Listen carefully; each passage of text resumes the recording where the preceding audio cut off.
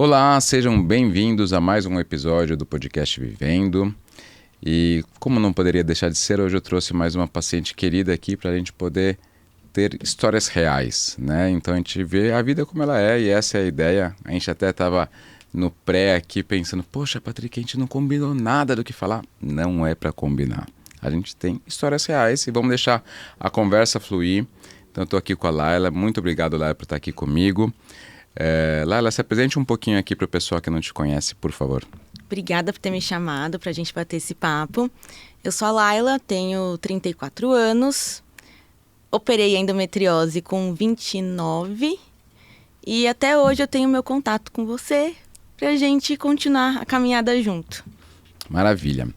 Laila, a ideia assim, é sempre a gente mostrar um pouco como que foi a jornada da paciente com endometriose, da portadora de endometriose.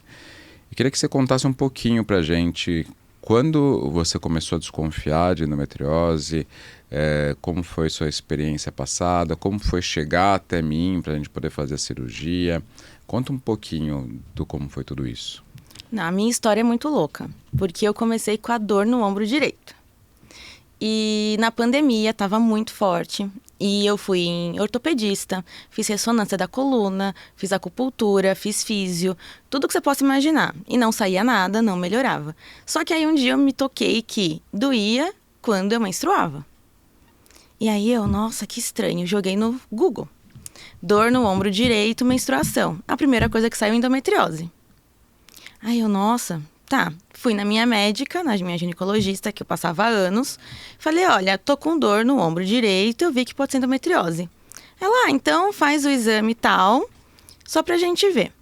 Aí, quando eu fui fazer o exame, eu tive sorte de pegar uma médica muito boa, que é a Ana Luísa Nicola. Excelente profissional. E aí, na hora mesmo, ela falou, olha, você tem endometriose, não é grave, que chama severa, né? E tudo mais, tal. Aí eu já fiquei em choque. Eu nem sabia o que era exatamente, né? E assim, endometriose era, você não vai ter filho. Aí eu já voltei na médica, mostrei os exames, tudo. Aí ela falou, não, você vai ter que operar realmente e tal. Só que ela também era médica da minha mãe. Ela, quer que eu explique pra sua mãe o que é? Eu falei, tá bom. Aí ela ligou pra minha mãe e falou, olha, nessa época eu não era casada, eu só morava na época com meu namorado. Ela virou e falou, pandemia.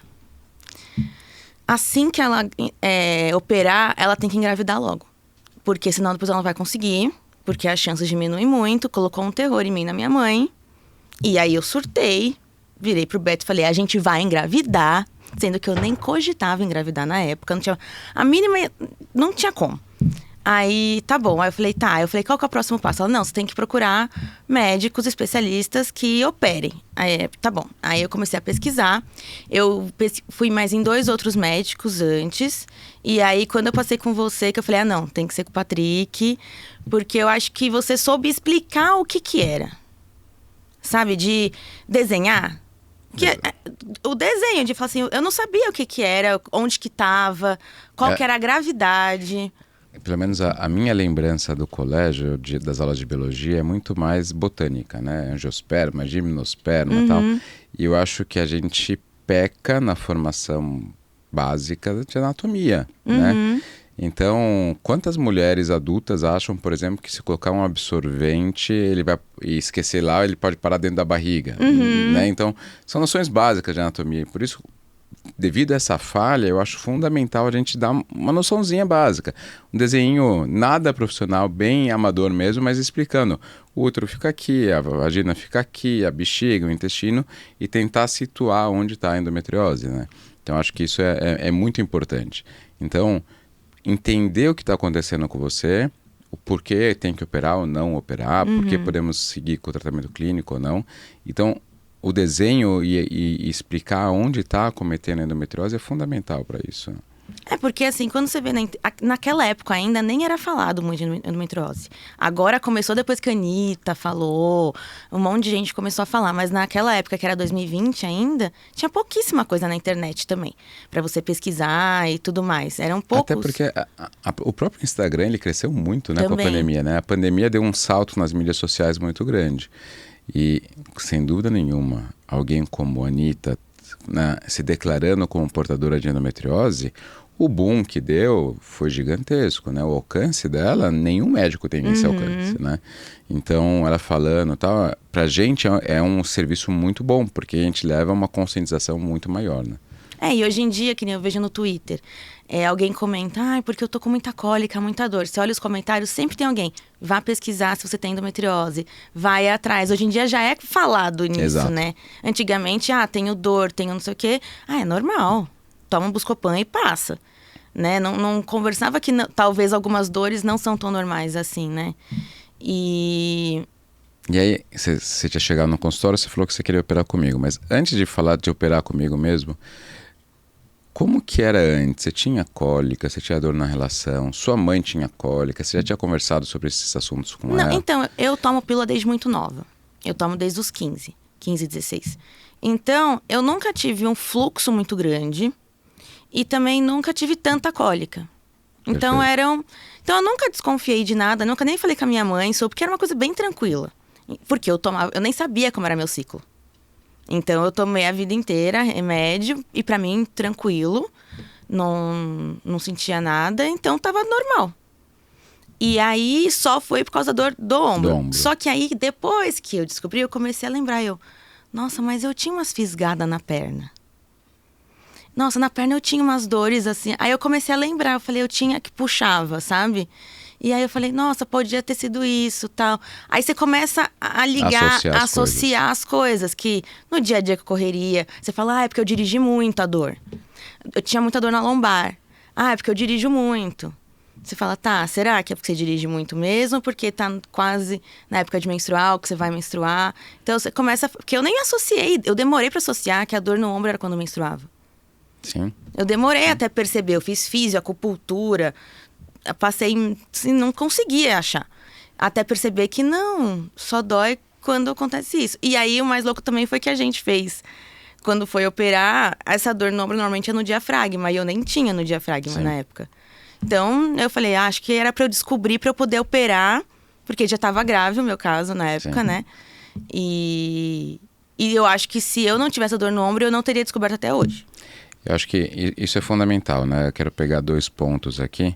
Um é prestar atenção no corpo, né? Então, existe muito isso de relativizar os sintomas, né? Então, não, eu dirijo muito. Você tenta procurar uma outra causa para tentar explicar seus sintomas. Então, acho que isso é uma coisa muito comum em todos, mas as mulheres fazem muito isso, né? Então, assim, até por... mostrar, nossa, eu sou capaz, eu posso isso, eu posso aquilo. Existe muito disso, de desvalorizar, subvalorizar seus sintomas. Então a primeira coisa é isso, a gente prestar atenção nos sintomas, né? Prestar atenção no corpo. O corpo vai dando sinais, né? Eu não tinha nenhum sintoma e eu tinha uma endometriose gravíssima. Dificilmente, será? Né? A gente vê nas descrições, tudo nas aulas que a gente dá, a gente fala, a endometriose pode ser assintomática, não existe correlação entre quantidade de doença e quantidade de sintomas. São frases muito comuns a gente de soltar numa aula, numa explanação, enfim. Mas será realmente que você não tinha nenhum sintoma? Será que se você prestar atenção você não tinha? Um dos sintomas mais comumente subvalorizados é a dor no ato sexual. Mas é só naquela posição, só quando ele penetra mais profundo que eu tenho dor e aí eu evito aquela posição. Gente, não. Não, o ato sexual não é para ser doloroso, ele é para ser prazeroso, né? Então, mostra uma subvalorização dos sintomas. Então, talvez prestando mais atenção no corpo, a gente conseguiria uns diagnósticos mais precoces, né? Mas isso a gente vê o quanto a sociedade impõe esse tipo de comportamento, né? Então, talvez se a gente... A ideia justamente é isso, a gente tentar levar esse tipo de conhecimento para que a gente não passe mais a ter esse tipo de subvalorização. E eu acho que ainda bem que hoje está sendo muito falado sobre, porque assim, na época, a maioria nunca tinha ouvido falar sobre isso. Quando você falava, tipo, com meu pai, com a minha mãe, tipo, não, mas, né? E aí, assim, quando a gente acha que a dor é normal e você não sabe que existe essa doença, Então não tem nem como as pessoas praticamente descobrirem que tinha isso antes. Sim. E o exame também não é um exame normal que pede todo ano que nem o Papa Nicolau. É um exame específico, com preparo intestinal. Então, é uma coisa que você tem que ir atrás para você descobrir. Com certeza. Só que no meu caso também não. Porque eu lembro que quando eu passei com você a primeira vez, você falou que até sentiu pelo dedo meu, de tão grande que era. E aí você fala assim, então como que eu, que fazia meus exames bonitinho, passava em médico todo ano, não viram antes? Vai até talvez chocar um pouco, mas assim, não é incomum o paciente falar, nossa, você vai me examinar? De verdade. Falei, como assim? Faz parte de uma consulta médica eu conversar e eu examinar. Isso é o básico que a gente aprende no começo da faculdade de medicina. Desculpa, o meu raciocínio clínico ele vai muito da história clínica que a paciente me conta, das perguntas específicas e pontuais que eu vou fazer para completar aquela história e do exame físico. Muito mais eu preciso disso do que eu vou precisar da ressonância do ultrassom com preparo intestinal. Tá? Eu vou conseguir formular hipóteses diagnósticas com uma consulta. Né? Isso é fundamental. E o que a gente vê, infelizmente? São consultas super rápidas, em que mal e mal a paciente consegue contar a sua história. São colegas que não querem ouvir, eles fingem que estão ouvindo, mas não prestam atenção. Então não é só você contar a história, é o médico estar disposto a ouvir e raciocinar em cima daquilo. E médicos que vão lá, colhem o Papa Nicolau, mas não fazem um exame. Não encosta, né? Tipo, não faz uma palpação na mama, não examina o abdômen, não faz um toque vaginal como tem que ver, né? Tipo, o que eu preciso ver num toque vaginal? Né? Eu preciso movimentar o útero, tentar palpar os anexos, sentir os ligamentos, ver a musculatura ao redor da vagina. São várias coisas que a gente vai avaliar. Dependendo dos sintomas que a paciente tiver, a gente vai avaliar musculatura perivertebral, lombar, glútea. Então tem várias coisas que a gente tem que pensar num exame físico que são importantíssimos, que demanda tempo, lógico, mas se você se propôs a atender uma paciente, você tem que se propor a doar o seu tempo para vê-la, para atendê-la, né? Não é nem doar, você está cobrando a consulta, né? Então não é doar o seu tempo. Você está dispondo o seu tempo lá. A paciente te procurou para isso. Mas infelizmente muitos médicos não o fazem. Né? Então a gente... são coisas básicas que a gente tem que voltar lá atrás. A gente aprendeu na faculdade história e exame físico. Então, tem que voltar nisso. A gente não tem como deixar isso de lado. E, infelizmente, acontece. E eu lembro que eu até assustei. Eu falei, você sentiu no dedo? Aí você, senti. Aí você me explicou, né? Porque já tá, né, muito grande e tal. Já invadiu outros lugares e tal. Aí eu fiquei em choque. Eu falei, gente, mas eu faço os exames, eu passo em médico. Como que ninguém nunca viu isso? É absurdo. Então, acho que os ginecologistas todos tinham que ter pelo menos uma base do que é endometriose. Porque isso não existe. Mas, teoricamente, a base eles têm. Então, mas ninguém fala nada. Então, por exemplo, essa minha outra médica, minha mãe chegou a levar minha irmã de novo e ela não pediu exame para minha irmã, sendo que eu tenho. E minha irmã sofre com cólica, com muito fluxo. E eu falo...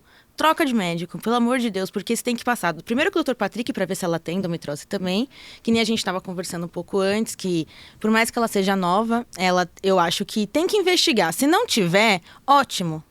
Você já tá com a consciência tranquila. E se tiver, tirar o quanto antes para não chegar no que chegou no meu. Sim, eu acho que é uma coisa que a gente até acabou saindo um pouco e vou voltar para você.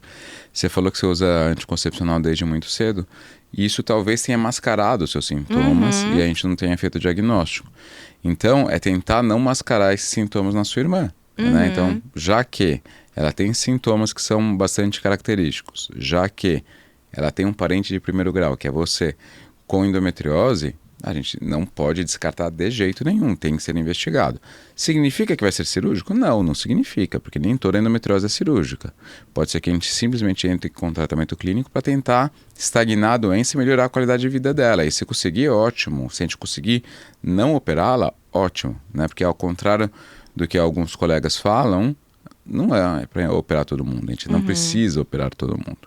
Né, é submeter a um risco cirúrgico. Né? A cirurgia não é algo inócuo. toda e qualquer cirurgia pode ter uma complicação. Esse risco é baixo, ele é controlado, sem dúvida alguma. Mas toda e qualquer cirurgia pode ter uma complicação. Então, eu só vou submeter uma paciente, né, uma ou um paciente, enfim, qualquer que seja, a um risco cirúrgico se realmente tiver uma indicação, né? Então, é muito importante a gente pensar sobre isso. Mas a gente precisa investigá-la, né? Eu acho que... E aí, conforme eu fui pesquisando, vendo sobre, e aí começar a conversar com amigas. Então, eu até tive 2 amigas que depois que eu tive, eu falei com elas, que elas estavam tentando engravidar e não conseguiam. Eu falei, vão ver se não tem endometriose. E as 2 tinham. Aí elas operaram. Então, assim, é tão pouco falado que nem cogita essa hipótese. Então, assim, 2 amigas tentando engravidar que não sabiam que poderiam ter endometriose e que isso poderia afetar. Então, você fala, poxa, mas o médico não fala isso? Tipo, vamos investigar? E são coisas básicas, né? Então, é muito difícil quando você não tem conhecimento e quem deveria te passar esse conhecimento também não passa. Sim. E é uma coisa assim, não é um número pequeno, né? A gente estima em quase 8 milhões de mulheres no Brasil, 200 milhões de mulheres no mundo. É um número muito considerável. Né? Se a gente for ver em percentual, né, 10 a 15% das mulheres em idade reprodutiva. A gente tem um percentual de acometimento semelhante a doenças como diabetes. Né? Existem trabalhos, eu já falei em outros episódios, mas que falam que o custo anual com endometriose é semelhante ao custo com diabetes. Nossa. Quando a gente fala em tratamentos, em diagnósticos, em consultas e tudo mais.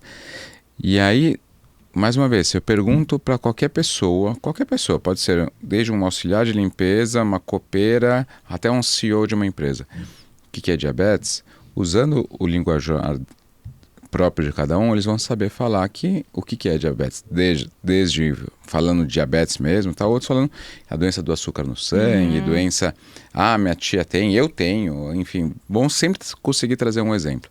Agora, se eu perguntar sobre endometriose para um CEO de uma empresa, é capaz ele não saber.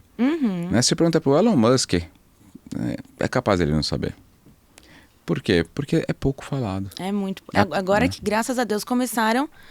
E aí, que nem agora você com podcast, eu acho que essa informação tem que ter para as pessoas conseguirem, mesmo sozinhas, pesquisar sobre. Exato. Né? Então, assim, a gente consegue... Hoje, a gente tem IAs para isso, né? Que ajudam também nesse diagnóstico. Você conta seus sintomas para IA. A gente até teve uma experiência com um chatbot no WhatsApp, que é a Sofia, que a gente criou pelo Endolife, que é justamente isso. A paciente conta o seu relato pelo WhatsApp para a Sofia e a Sofia ajuda no diagnóstico da endometriose.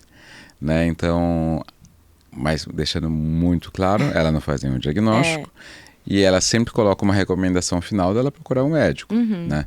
Então, assim, mas... sem dúvida nenhuma, é algo para ajudar, para encurtar, né, esse tempo, né, diminuir esse tempo para que a mulher consiga um diagnóstico mais precoce e, consequentemente, um tratamento mais precoce. Né? Que acho que esse é o objetivo final nosso. A gente conseguir diminuir cada vez mais esse tempo aí entre os sintomas e o diagnóstico propriamente dito. Porque eu acho que o meu caso foi muito específico pela dor no ombro. Então, se fosse qualquer outro tipo de dor, cólica, que nem dor na perna, teria passado despercebido. Então, como era uma coisa muito específica, quando eu joguei no Google, dor do lado direito na menstruação, aí saiu que poderia ser endometriose. Agora, se eu jogasse no Google, dor na lombar, ia sair, tem que fazer musculação, tem que não sei o quê, acupuntura, e não vai sair endometriose. Talvez o GPT hoje fale alguma coisa. Exato, hoje, né? Mas naquela época não ia sair nada. Sim, com certeza. Eu estou até te contando, eu estou com uma menina jovem que a gente vai operar agora no próximo mês. A dor dela basicamente é lombar, com radiação para glúteo direito e face posterior da perna direita. E os exames dela mostram a gente chama de falha peritoneal nessa região, que é justamente na região do trajeto do nervo ciático. Né? Quando a gente examina ela, e a gente vai ver, ela tem uma hipotrofia de uma musculatura do glúteo, que é sugestiva também de uma compressão desse nervo. Então, assim, é o raciocínio clínico. é a gente ouvir a história da paciente, é a gente examinar a paciente e a gente já faz essa hipótese diagnóstica antes mesmo de pedir o exame. E aí quando eu vou pedir o exame, por exemplo, numa paciente como essa, que ela já tem vida sexual, então eu fiz o toque vaginal, mas o toque vaginal tem pouca coisa. E realmente, se for realmente essa hipótese da compressão do nervo, o toque vaginal não iria mostrar muita coisa. Então eu já converso com o radiologista antes, já falo com ele. Explica a situação. Explico, olha, a minha principal hipótese é isso. Dá uma olhada, por favor, nisso daí para mim. E aí ele me dá esse feedback. Então, assim, é justamente esse raciocínio e essa troca de interações, essa conversa da equipe para a gente poder realmente fazer o diagnóstico adequado, né? Então, sim, talvez se você jogar no GPT ou no Google hoje, a gente tem alguma coisa. Hoje é falado mais sobre neuropaviologia. Há tempos atrás, quase ninguém tinha ouvido falar disso, né? Então, são coisas que a gente vai pensando e trazendo as informações. Mas, mais uma vez, a dor lombar, a principal causa não é endometriose. A gente tem que sempre descartar uma causa ortopédica, seja muscular, seja uma hernia de discos, né? Mas a gente tem que ter no nosso radar essa possibilidade. Eu acho também. E eu acho que... também eu acho que tem um tabu de falar sobre menstruação. Total. De falar sobre dor. É como se fosse uma coisa assim, muito assim, quando você é nova, você esconde absorvente. Você tem todo um negócio. Quando você vai ficando mais velha, você já não tá nem aí. Mas no começo tem. Então já não se fala muito sobre isso.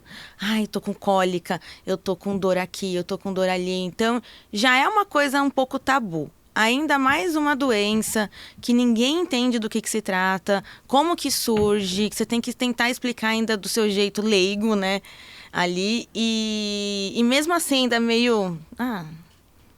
e aí? Meio com vergonha de contar também, né? Tipo, acho que não tem que acontecer. Eu estava conversando com uns amigos, eles são 2 ginecologistas e eles têm uma filha que acabou de se formar em medicina e que está fazendo residência de ginecologia. E eu tava falando, gente, vocês não têm noção do quanto nós ao redor admiramos vocês. Aí eles quietinhos ouvindo, né? Porque a relação que eles têm com a filha, sim, eles dão a bronca, eles educam, enfim, tá, mas eles têm uma relação de amizade que é tão, tão verdadeiro, tão transparente, que ela não tem vergonha nenhuma de contar as coisas para os pais. Seja de quando ela começou a namorar, seja de quando ela teve a primeira relação, seja se ela tem uma cólica, se tem alguma coisa, entendeu?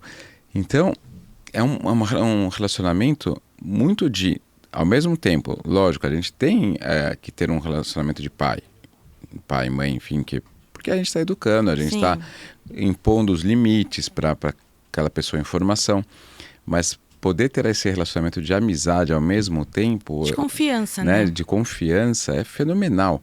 Porque justamente a gente vai pegar uma menina de 14, 15 anos e vai trazer as informações para o pai, para a mãe, mais comum para a mãe, mas falando das cólicas, né, e não ter vergonha daquilo, trazer pelo menos para o pai para os pais com facilidade, né? Falar, olha, eu posso confiar em vocês, né? Tipo, eu senti isso. Então acho que isso é muito legal da gente ver. E uma coisa que seria interessante também seria nas escolas a gente ter um trabalho mais sério, assim, né? A gente já propôs várias vezes a gente tentar fazer o Vivendo nas escolas, né? Que era a gente conversar e tal. O nosso senão é tipo, putz, quem que é o Vivendo? Eles associam a mim, não adianta, né? Então um homem vai lá falar com adolescentes, será que elas vão se sentir confortáveis de conversar comigo? Será que uma mulher... Então, assim, só por isso que a gente literalmente não fez esse programa ainda, mas é uma coisa que eu tenho esse desejo há muito tempo, que é justamente a gente levar isso, porque a gente vê nas escolas quantas vezes meninas que estão menstruadas com cólicas incapacitantes saem da aula, vão para a enfermaria da escola e a enfermaria da escola dá uma medicaçãozinha, não tá nem aí. E fala, volta lá. Né? Então, não, gente, calma. Tudo bem, um adolescente é difícil, sem dúvida nenhuma. Nós já fomos adolescentes e a gente sabe que a gente também aprontava. Mas uma menina que está realmente repetidas vezes acontecendo isso, cara, a gente tem que prestar atenção. né? Ah, tem menina que desmaia de dor. Exato. Tem que prestar atenção. E assim, e não pode ter vergonha de falar. Não pode ter vergonha de falar. Então, por isso que é interessante educar não só as meninas, como os meninos também. Para justamente os meninos também... Acharem normal, né, não não ficarem sacaneando lá, dando risada, apontando. Ela ficou menstruada, ela tá com cólica. Porque a gente sabe que adolescente faz isso. Né? Então, a gente educar desde essa época da escola para que mostrar que essas coisas acontecem e a gente tratar com mais naturalidade, justamente para a gente poder ajudar mais precocemente, né? E como agora está sendo muito mais falado, você vê que tem muitas pessoas agora que estão descobrindo mais velhas, mais novas, não só quando quer engravidar. Porque a maioria só descobria quando queria engravidar. Era um caso ou outro que tinha muita dor, Sim. que tinha... Que descobria, mas antes era, não tô conseguindo engravidar, e depois... Só que, normalmente, quem faz esses planos hoje em dia de engravidar tem mais de 30 anos. Sim. E aí, às vezes, a endometriose já tomou conta de muita parte que não deveria. Então, acho que o quanto antes descobrir, a chance de tratar ou de operar, enfim, é melhor do que chegar no momento que não tem mais o que ser feito, que atingiu a fertilidade, que atingiu alguns órgãos, né? Então, que nem o meu, acho que você falou que chegou perto do canal, do xixi, não era alguma coisa assim? Do ureter. Isso, aí eu tirei um pedacinho do intestino. Então, assim, se eu não tivesse descoberto em 2020 e fosse descobrir só quando eu quisesse engravidar, já passou 5 anos e eu não engravidei. Então, eu já teria 5 anos aumentado. Então, quando que eu ia descobrir, sabe? Ia prejudicar mais o corpo? Então, acho que o quanto antes, eu acho que essa ideia da escola é muito boa. Talvez você ir junto com alguma mulher, e com a Marília, talvez, não sei. E aí falar, quem a menina que tiver dúvida, entre em contato com a Marília, se não tiver vergonha, alguma coisa assim. E porque o quanto antes é melhor, não tem o que dizer, assim. Claro, tem mulheres que passam a vida inteira com endometriose, perfeito. Não tem dor, é pequenininho, não cresceu, mas tem mulheres que vai crescer muito. E vai atingir várias áreas, que nem estava sendo o meu caso. Com certeza. O meu ainda não chegou aí no ovário, mas tem mulher que chega no ovário, não é? Tem. E aí, quando chega no ovário, já, né, não é muito bom. Não é... Por que não é bom? Na verdade, quando eu vou tirar uma endometriose ovariana, eu vou precisar fazer um corte no ovário, abrir o ovário, drenar aquele conteúdo do cisto de endometriose e tirar a cápsula do cisto. Isso significa que, no mínimo, eu vou deixar uma cicatriz naquele ovário. Então, vamos pegar qualquer cicatriz. Eu tenho alguns cortes no corpo, né, das estripulias de quando criança. Quando a gente tem uma cicatriz, a pele não fica igual, certo? É a mesma coisa em relação ao ovário. Então, aquela cicatriz no ovário vai ser uma área que vai produzir menos. Tá? Então, bem ou mal, por melhor que seja o cirurgião, você tem uma diminuição, ainda que mínima, mas você tem uma diminuição daquela função ovariana. Tá?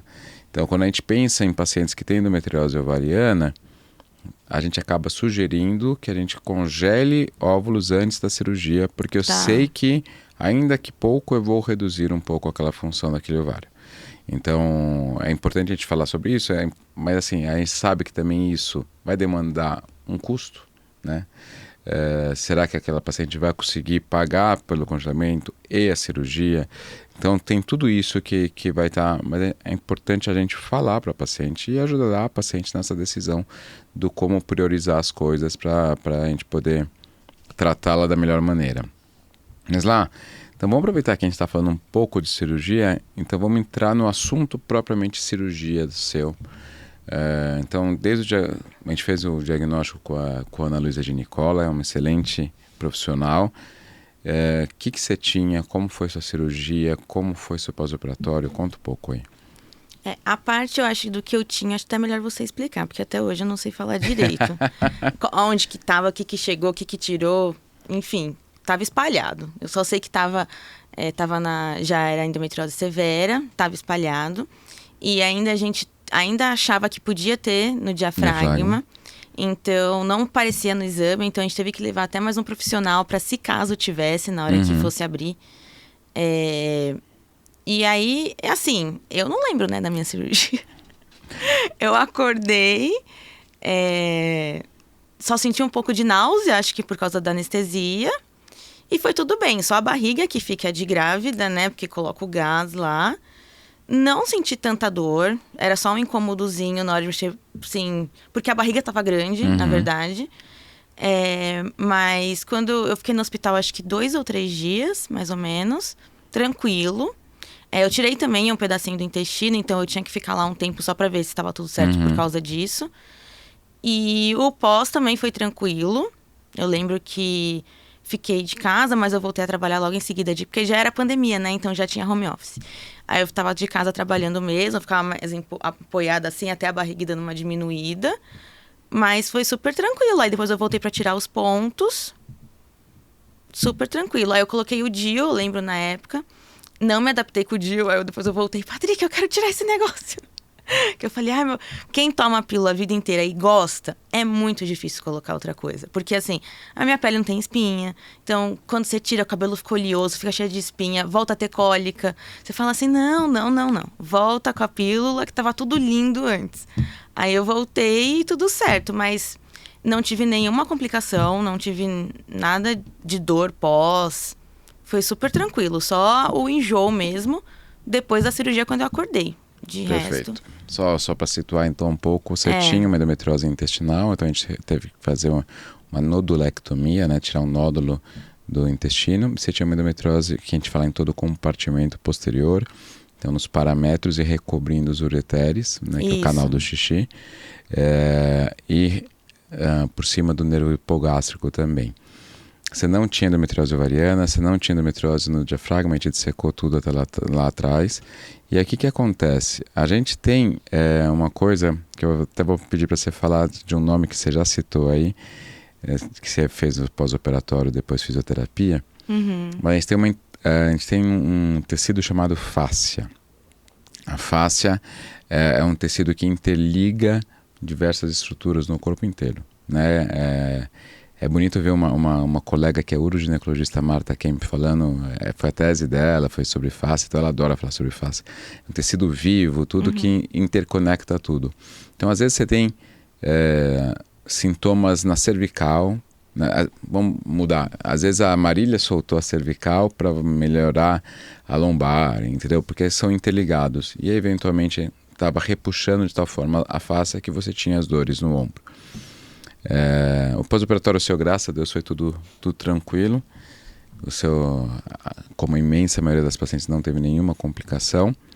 Você voltou no consultório não para tirar ponto propriamente, mas para a gente ver como estava. Vamos ver como que tava. As incisões, porque a gente usa pontos absorvíveis. Mas foi tudo tranquilo. E aí eu te encaminhei para passar no pós-operatório, né, com a Má. Aquelas mãozinhas de anjo que a gente adora. Eu tive muita dificuldade de parar de passar com ela. Então, agora conta como foi passar com a Má. Eu comecei a passar com a Má antes da cirurgia. Verdade. Que você falou, fisioterapia pélvica. Eu nem sabia que existia. Nunca tinha ouvido falar. E aí, por quê? Porque você falou, eu tinha um pouco de dor quando empurrava assim, a parede da vagina.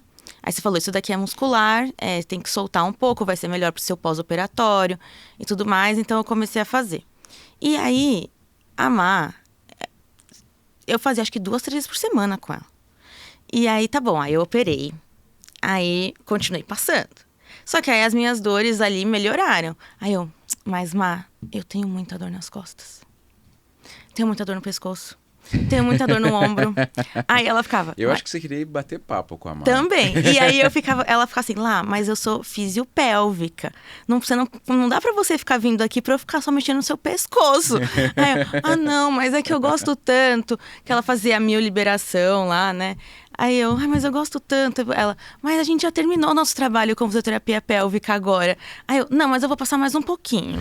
Aí eu ficava indo. Um caso de amor com a Marília. Foi. Eu fiquei, sei lá, mais de ano com ela. E se ela não tivesse falado, Laila, chega, eu ia continuar passando. Aí hoje eu quero soltar o ombro, hoje eu quero soltar o pescoço. Aí ela, e a pélvica? A pélvica eu acho que não precisa, não. Mas fez muita diferença. Muita diferença, porque, que nem você falou, tem dores que você não sabe que você tem. Que nem quando... que agora, né, eu voltei a passar com você, que eu fiz exames e deu que eu tenho adenomiose. E eu fui ver o que que era, desesperada, né? Porque eu já tive endometriose. Eu falei, pronto, esse daí eu não sei nada. E aí você me explicou direitinho sobre estar no músculo, não tem o que ser feito. Enfim, tava tudo bem. Não tem que ser feito nada cirúrgico agora. E aí você fez o exame, né? E aí eu senti dor de novo. Aí você, está na hora de passar com a Marília. Eu, vou voltar. Caso de amor com ela, eu... Tá bom. Ainda não marquei que eu tô em corrida, assim, com os horários, mas vou voltar. Que faz muita diferença realmente. Acho que tem casos que a gente recebe, às vezes, de outros colegas, que foram super bem operados. Mas a paciente tem todas essas contraturas, essas dores miofaciais que não foram vistas. Então, às vezes, a paciente nos procura achando que não foram bem operadas. Você vai ver o vídeo da cirurgia, a cirurgia foi super bem feita, mas essa abordagem multidisciplinar faz muita diferença. A gente precisa ver o todo, não adianta. Então, o trabalho com outras especialidades, Marília, a Júlia, profissional de dor, terapeuta, a gente vai construir essa equipe dependendo de cada paciente, do que a gente vê em cada paciente, é fundamental, né? Então, a gente brinca porque todo mundo adora amar, né? Então, todo mundo passa com ela, gosta dela, a gente fala as mãozinhas de anjo, mas não é só o gostar da Má como pessoa, sem dúvida que isso é importantíssimo, mas é o saber a importância do trabalho dela, né? Saber que o trabalho dela é complementar, que os nossos trabalhos são complementares. Então, isso é fundamental. E aí, eventualmente, quando a gente tem eu tenho hernia de disco, eventualmente eu tenho que voltar na minha físio para fazer uma liberação miofascial, seja dos perivertebrais, seja dos glúteos, que também costumam dar. Então, isso é muito comum. Então, de eventualmente, tive uma semana mais puxada de cirurgias, ou que eu fui brincar com a Eva e dei um mau jeito, entendeu? Ou exagerei na academia, tudo isso pode acontecer. E a mesma coisa significa na fisiopélvica. Eventualmente, alguma coisa que fez, uma sequência de coisas que foram feitas, podem dar uma eventual contratura muscular, que pode necessitar novamente da físio. Tá?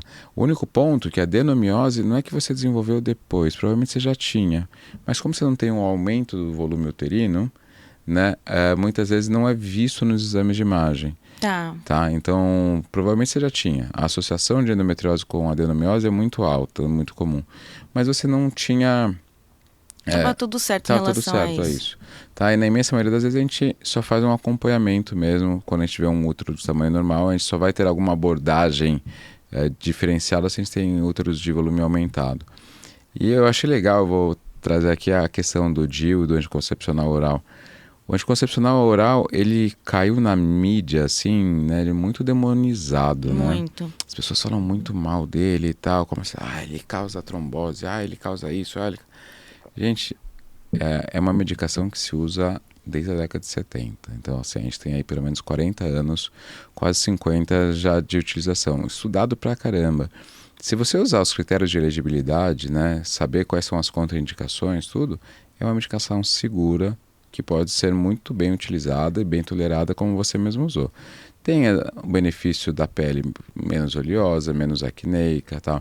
O DIU é um excelente medicamento, né? O DIU hormonal é fenomenal. Mas não é para todo mundo, assim como o anticoncepcional oral também, não é? Tem gente que fala, não consigo tomar anticoncepcional oral de Exato. jeito nenhum, e o DIU foi salvação. Então... Exato, cada um vai se adaptar com um método, né? Então acho que é importante a gente sempre ver isso, não demonizar um método. Né? Porque tem hormônio, se colocar o DIU não tem hormônio. Meu corpo vai estar mais natural. Gente, a gente tem que usar a medicina a nosso favor, né? Então coisas que a gente sabe que não são maléficas, né, e que os riscos são controlados, se a gente seguir os critérios de elegibilidade, a gente pode utilizar.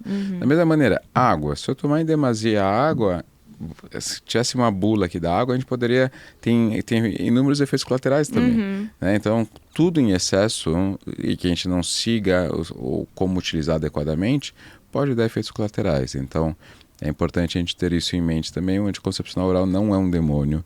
É uma medicação segura, é nosso aliado em muitas coisas, em endometriose, em sangramento uterino anormal, em mioma, em adenomiose, em adolescentes que têm um fluxo bagunçado, a gente pode utilizar também para tentar dar uma qualidade de vida para elas, tal. para atletas, para programar quando elas vão competir. É muito mais fácil programar com anticoncepcional oral do que com um DIU, por exemplo. Sim. Entendeu? Então, tem várias coisas que a gente pode utilizar ao nosso favor, né? Como nossos aliados. Maravilha. Fizemos a cirurgia, graças a Deus foi tudo bem, não tivemos complicações, não tivemos nada. Você passou na físio, teve um caso de amor com a Marília. Mas aí teve uma coisa que você me contou antes da gente entrar no ar, que foi uma coisa que meio te chocou um pouco também, que foi os grupos, né, de mídias sociais, de portadoras, que tem um papel muito importante, mas também tem coisas que acabam assustando a gente um pouco. Então conta pra mim um pouquinho. Então, quando eu descobri a endometriose, eu acho que foi em novembro, eu acho que eu passei com você. Eu descobri, e aí demorou um tempinho até eu passar com você. Aí o que você faz? Fala, vou procurar grupos de mulheres que tem, né, não tem... pode falar o nome da rede aqui? No Facebook, que tem esses grupos. Eu falei, vou entrar pra ver. Só que aí foi o maior choque do mundo. Tanto que o Beto, meu marido, falou, sai disso agora, pelo amor de Deus, que eu tava ficando louca. Porque, assim, não é todo mundo que pode passar com um médico especialista, que faz uma operação com quem realmente entende. Então, você via casos de mulheres que operaram 4, 5 vezes, e mesmo assim ainda tinha e precisava refazer, e muita dor. E teve médico que abriu a barriga como se fosse uma cesárea.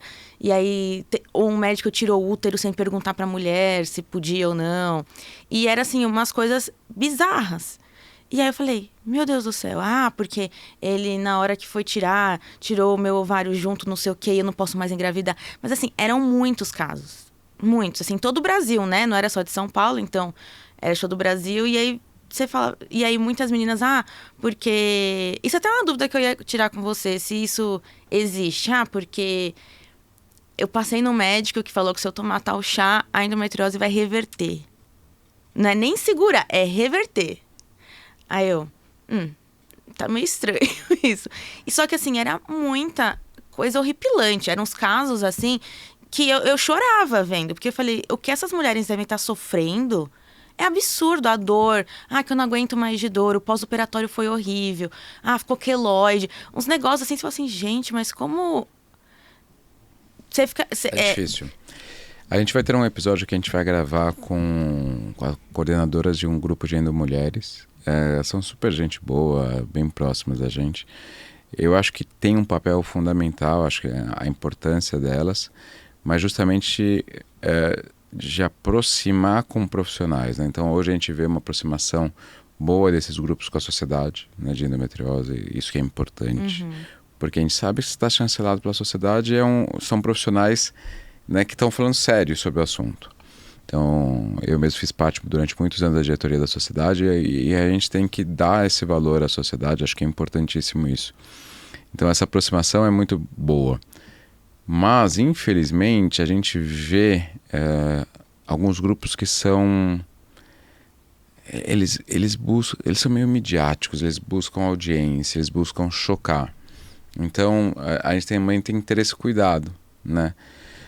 E, sem dúvida alguma, infelizmente, se a gente pegar a população em geral, a maior parte dessas mulheres, elas tiveram experiências ruins mesmo, né?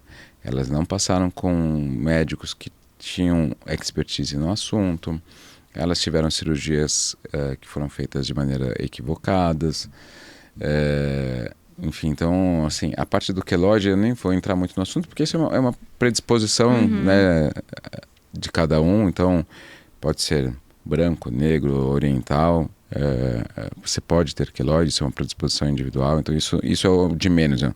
Entre aspas, é um dano estético, mas Sim. É o de menos, isso não é um erro do médico. Mas a maior parte delas teve uma experiência ruim, isso é verdade. Isso assusta.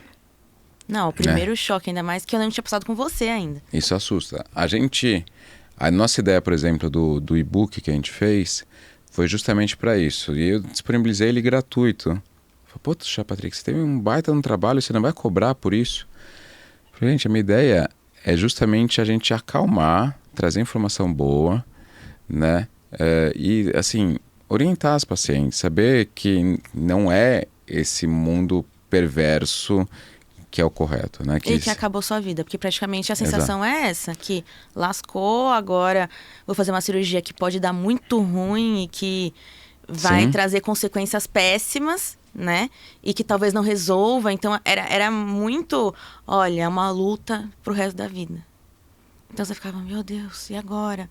Sabe? Porque como a delas não tinham sido bem feitas e deu esses problemas, para elas é uma luta que elas não terminam nunca. Sim, sem dúvida alguma. E não é todo mundo que vai ter a possibilidade de passar com um profissional com expertise no assunto, né? Hoje a gente vê, assim, no SUS a gente tem bons serviços, né? Então eu vou falar de São Paulo porque a gente está aqui em São Paulo, mas a gente vê o HC tem bom serviço, né? Excelente. A gente tem um excelente serviço na Santa Casa, a gente tem um excelente serviço no Hospital da Mulher, a gente tem um excelente serviço no Cachoeirinha. Então a gente tem serviços do SUS prestando excelente serviço. Mas mesmo esses serviços, eles não são capazes de acolher todo mundo, né? Eles não têm como assumir todo mundo de São Paulo, né? E assim, quando a gente fala de HC principalmente, não é só de São Paulo, é do Brasil inteiro, né, que vem paciente. Então assim, a gente não tem como absorver tudo isso no SUS.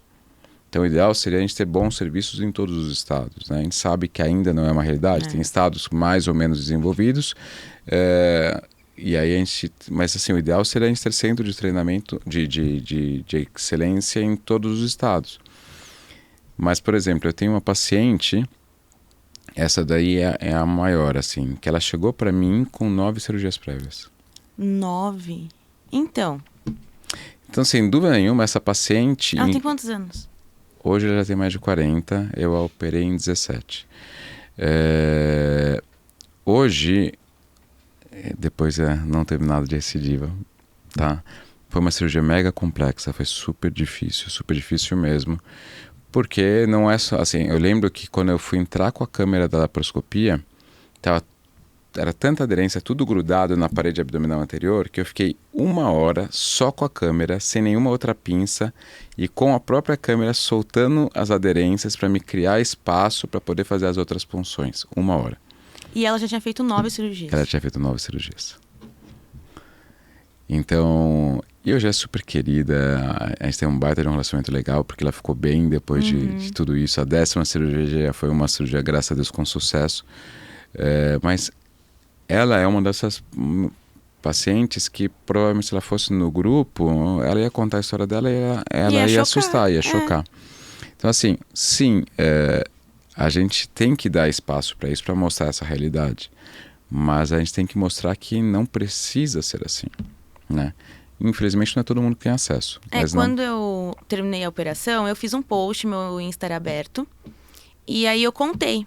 Eu falei, olha, eu descobri por texto, né? Aí acabei de fazer minha operação, postei eu no hospital, postei o pós, falei dos furinhos, né? Falei, é furinho, a barriga fica inchada, usa meia e tal. E aí muitas meninas entraram em contato, que não me conheciam, acho que viu pela hashtag, alguma coisa assim, e perguntando, mas e aí?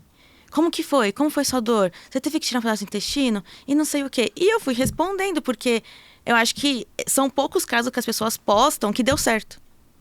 Então, assim, talvez elas ficaram até mais à vontade de falar comigo porque o meu deu certo, do que eu não me sentiria à vontade de falar com a menina que falou que deu tudo errado. Eu não ia chegar lá e falar, oi, tudo bem? E aí? Eu sei que deu muito errado a sua cirurgia, mas me explica como é que foi? Não. Sim. Então, várias meninas mandaram mensagem, perguntaram, eu falei, meu médico é esse, eu marquei até você, a Ana Lincola que fez o exame, marquei a Marília, falei, os profissionais todos que cuidaram foram esses, se alguém quiser indicação, tudo mais, porque fala assim, bom, com alguém deu certo, então talvez o meu não dê tão mal assim, sabe? Porque quando você olha, eu juro, daqueles grupos, não tinha quase ninguém que falou que deu certo.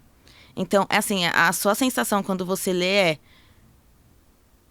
eu tô lascada. Sim. É um desespero absurdo. Você fala, eu vou ter que operar, não vai dar certo, talvez eu tenha que operar de novo. Então, tanto que depois eu saí. Eu falei, acho que eu fiquei 2 dias ali e parei, porque você fala, nossa, o pessoal vai contando. Agora eu tô com cólica, eu tô tomando remédio de não sei o quê, porque a operação, o pós, não sei o quê. Agora eu não consigo mais segurar a urina, não consigo. Você fala... Porque é uma operação, né? Não Sem é uma dúvida. coisa Por isso que, simples. assim, eu gosto de falar sobre complicações antes de uma cirurgia, porque é importante eu trazer esse tipo de assunto, porque eu estou mexendo no corpo humano, não é um Lego, né? Então eu posso ter complicação. As taxas são baixas, mas eu posso ter. Então, pelo menos se eu já expliquei isso para a paciente, se ocorrer, não vai ser legal. Mas a paciente pelo menos já sabia que dá a possibilidade de ocorrer. E graças a Deus, os casos que eu tive complicação, eu sou bastante próximo das minhas pacientes. Eu não sou nenhum super-herói, não tenho como prometer uma cirurgia perfeita e tudo certo. Eu prometo fazer o meu melhor e fazer uma boa cirurgia. Mas tem coisas que estão aquém do que eu posso controlar. E aí acho que essa transparência é fundamental. E aí quando a gente traz caso aqui das pacientes para histórias reais e tudo mais, nossa ideia é justamente isso, mostrar casos que foram lisos, que a gente teve um transcorrer ótimo, excelente, mas também casos que a gente teve um desvio assim, por que aconteceu isso e tal, para mostrar a realidade, justamente de que tipo, nem toda cirurgia vai ter um pós-operatório super tranquilo, né? Você pode ter uma intercorrência que seja cirúrgica ou clínica, né? Por exemplo, uma paciente que seja obesa, ela tem maior risco de complicações pela obesidade. A obesidade aumenta algumas complicações, uma delas é a trombose. Tá? Então você pode ter uma complicação clínica pela associação cirurgia mais uma outra comorbidade, por exemplo, a obesidade. Então é importante a gente falar esse tipo de coisa para o paciente, putz, beleza, eu não estou indo lá fazer um botox. Isso. Um botox também pode ter complicações, tá? Mas eu não estou fazendo uma coisa simples, né? Não estou indo lá fazer uma coisinha tranquila que hoje mesmo eu vou para uma festa. Não, eu estou indo lá fazer um procedimento importante e difícil. Eu lembro que o meu você explicou, você falou, ó, a sua endometriose está encostada lá no canalzinho do xixi. Então é o seguinte, se eu tirar pouco, ela vai voltar a se espalhar. Se eu tirar muito, eu posso pegar o canal. Então tem que ser uma coisa muito devagar, bem feita, pra gente não ter nenhuma complicação. Vai tirar também, tá encostado no intestino. Então vai ter que tirar também. Então você deixou bem, assim, não é simples. Você deixou bem claro isso. Você não chegou e falou, não, vou lá dar um jeito e tudo bem. Você me explicou bonitinho, ó, pode acontecer isso, pode acontecer isso. Então tá complicado, mas vai dar tudo certo. Mas se você me explicou antes da cirurgia, é isso. Essa é a ideia, né? Então, assim, a gente mostrar a realidade, a complexidade daquilo e das possibilidades de ter complicação ou não. Graças a Deus é a minoria que tem, mas elas podem vir a ocorrer. Eu acho que isso é fundamental. Mas tivemos uma boa cirurgia, tivemos um bom pós-operatório e aí você voltou lá para... Você voltou para aquela médica? Não. Não, você estava com um outro médico. Eu passei alguns nesse meio tempo. Eu tentei, porque lá eu falei não ia voltar, porque o terror... Ela colocou muito terror, né? Nessa questão do precisa engravidar agora, não sei o quê. E aí quando eu passei com você falou, não, calma, vamos fazer os exames, vamos fazer sua cirurgia, vamos ver. Você tá no seu plano agora engravidar? Eu falei, não. Mas falou, então calma. A gente fez os exames e viu que estava tudo bem. Então, foi um terror. Não, eu não podia ver propaganda de margarina, que eu chorava, que eu achava que eu não ia ter filho. De margarina? Sabe que a propaganda das crianças... Das famílias. Na mesa, comendo, eu não vou ter filho. Porque era isso que deu a entender. Quem tem endometriose não pode ter filho, ponto. Depois que a gente descobre que não, que depende de onde você teve, do grau que você teve, de N mil fatores. E aí, tudo bem. Então, aí eu comecei a procurar médicos... fui em alguns. Não, porque assim, eu continuei com você um tempo ainda, né? Sim, sim. Então, eu ainda fiquei, eu acho que mais 1 ano e meio, todo, até terminar o acompanhamento. Aí depois, já ainda de 1 ano, que eu fui procurar outro. Então, eu cheguei a uns 2, 3. E aí, o último eu também, que eu cheguei a passar... Eu acho que eu não vou voltar também. Porque, o que acontece? Apareceu um pólipo, né, no meu útero. E eu tinha mioma, ok. E aí, não, então vamos tirar esse pólipo. Eu enrolei para tirar e voltei esse ano. Só que quando eu voltei esse ano e fiz o exame, o pólipo tinha sumido. E aí o médico falou, não, o pólipo sumiu, tá tudo certo, não tem que operar mais e tudo bem. Só que aí no exame saiu a adenomiose. Aí eu falei, eu não vou sossegar enquanto eu não passar com o Patrick. Porque o médico falou, não, tá tranquilo, nada demais e tal. Passei com você. Aí a primeira coisa que você fala, pólipo não some. Aí eu, vamos refazer esse exame, vamos fazer uma ressonância, porque ele deve estar aí. Aí eu, que bom. Então, já fiquei meio assim, né? E realmente, da adenomiose não tinha, só que a gente descobriu que agora eu tô com a endometriose no diafragma também. Então, como tá numa região muito difícil e que nem eu falei... E é muito pequena também, né? É pequena, e a dor no ombro, eu falei, é só quando eu menstruo 2, 3 dias. Também não é uma coisa que eu morro. E aí eu falei, tá, já não senti segurança, e aí, né, porque o pólipo tem que tirar. Então não dá pra brincar. Então aí agora você já me indicou uma outra médica, que eu vou passar com ela depois, pra ser minha ginecologista, porque ainda não me encaixei.